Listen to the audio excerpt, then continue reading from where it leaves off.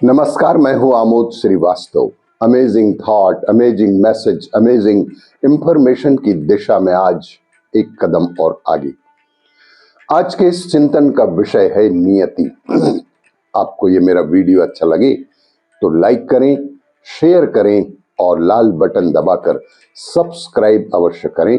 साथ ही bell icon दबाना बिल्कुल ना भूलें। आज के इस चिंतन का विषय है नियति। 18 दिनों के युद्ध ने द्रौपदी की उम्र को लगभग 80 वर्ष जैसा ही कर दिया था। द्रौपदी कृष्ण को देखते ही दौड़कर उनसे लिपट जाती है और कृष्ण उसके सिर को सहलाते रहते हैं और उसे रोने देते हैं, रोने देते हैं और रोने देते हैं। थोड़ी देर में उसे खुद से अलग करके समीप के एक पलंग पर बैठा देते हैं। तभी द्रौपदी कहती है कि यह क्या हो गया सखा, ऐसा तो मैंने नहीं सोचा था।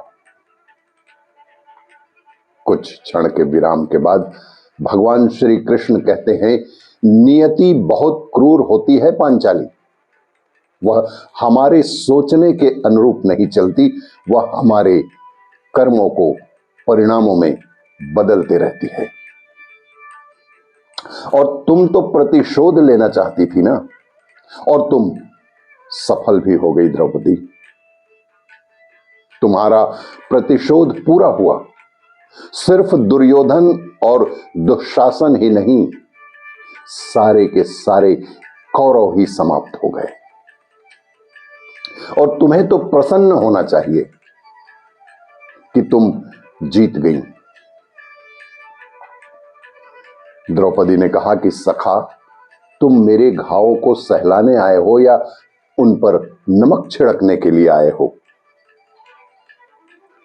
कृष्ण ने कहा कि नहीं द्रौपदी, मैं तो तुम्हें वास्तविकता से अवगत कराने के लिए आया हूं।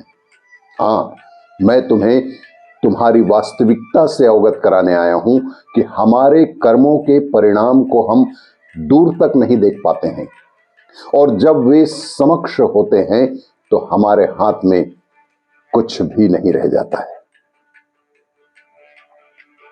द्रौपदी ने कहा, तो क्या इस युद्ध के लिए पूर्ण रूप से मैं ही उत्तरदायी हूं कृष्ण?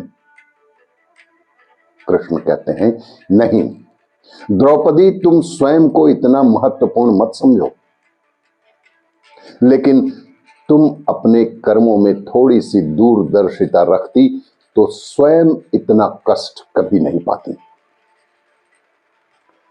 द्रौपदी ने कहा, मैं क्या कर सकती थी कृष्ण? कृष्ण ने कहा कि तुम बहुत कुछ कर सकती थी। जब तुम्हारा स्वयंवर हुआ तब तुम कर्ण को अपमानित नहीं करती और उसे प्रतियोगिता में भाग लेने का एक अवसर देती, तो शायद परिणाम कुछ और होते। इसके बाद भी जब कुंती ने तुम्हें 5 पतियों की पत्नी बनने का आदेश दिया, तब तुम उसे स्वीकार नहीं करती, तो भी परिणाम कुछ और ही होते। और उसके बाद तुमने अपने महल में दुर्योधन को अपमानित किया कि अंधों के पुत्र अंधे ही होते हैं।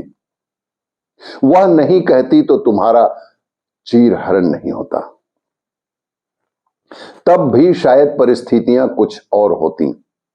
हमारे शब्द भी हमारे कर्म ही होते हैं द्रौपदी, और हमें अपने हर शब्द को बोलने से पहले तौलना बहुत जरूरी होता है, अन्यथा उसके दुष्परिणाम सिर्फ स्वयं को ही नहीं, अपने पूरे परिवेश को दुखी करते रहते हैं। संसार में केवल मनुष्य ही एकमात्र ऐसा प्राणी है जिसका जहर उसके दांतों में नहीं बल्कि उसके शब्दों में होता है। इसीलिए शब्दों का प्रयोग बेहद बेहद सोच समझकर करना चाहिए। ऐसे शब्द का प्रयोग कीजिए जिससे किसी की भावना को ठेस ना पहुंचे, अन्यथा नियति तो जीवन भर अपना कर्म करते ही रहेगी। आपको ये मेरा वीडियो अच्छा लगे तो लाइक करें, शेयर करें और सब्सक्राइब अवश्य करें। धन्यवाद।